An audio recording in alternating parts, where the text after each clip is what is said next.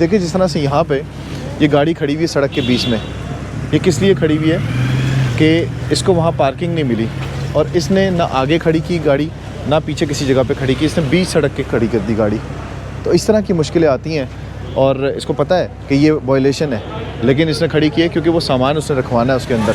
तो इस वजह से इस तरह की सूरत हाल पेश आती है जब आपको यहाँ पर कोई गाड़ी खड़ी करने के लिए जगह नहीं मिलती।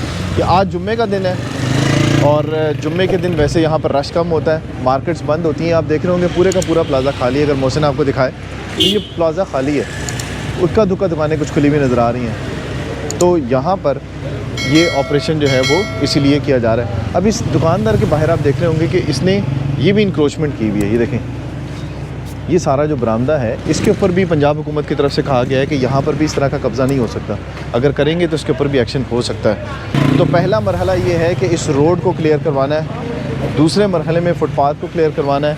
ये रोड जो है वो पार्किंग क्लियर करवाने के लिए हो रही है ऑपरेशन। दूसरा मरहला जो होगा वो फुटपाथ पैदल चलने वालों के लिए क्लियर करवाया जाएगा। फिर उसके बाद जो बरामदा है, शटर के अंदर जितना बिज़नेस हो सकता है, पंजाब गवर्नमेंट की तरफ से कहा गया है जितना बिज़नेस पंजाब में वो शटर के अंदर करेंगे, शटर के बाहर करेंगे